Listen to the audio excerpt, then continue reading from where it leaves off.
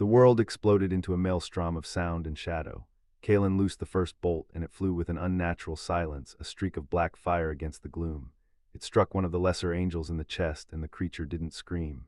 It simply dissolved into a cloud of shrieking dust and fading light. Lucian hissed, a sound like tearing silk, and launched himself into the air, his shadow wings beating a wind that stank of ozone and decay. Kalen moved like a dancer in a storm of her own making. She was magnificent. She spun and fired, loading new bolts with a speed that seemed impossible. Each shot found its mark, each bolt of black fire a sentence of oblivion. She was not just a hunter, she was a force of nature, an executioner wielding the night itself. I huddled behind a fallen pillar, trying to make myself small, useless. One of the creatures broke past her guard, its face a blur of too many eyes and a jaw that unhinged like a serpent's.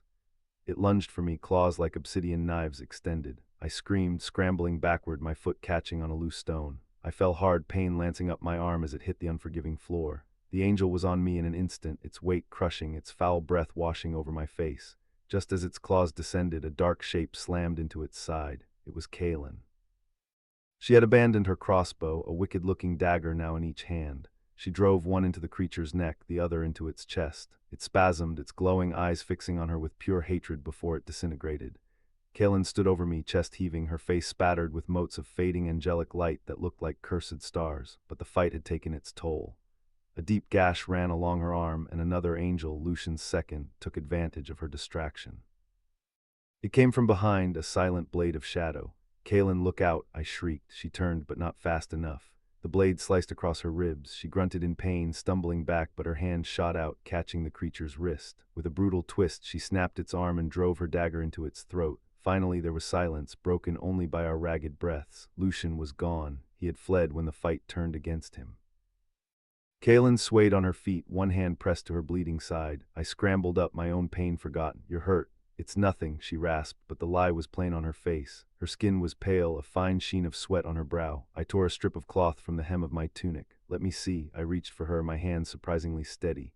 My touch was hesitant as I pressed the cloth against the wound on her arm. Her skin was hot, feverish. She watched me, her stormy eyes unreadable, her guard down for the first time.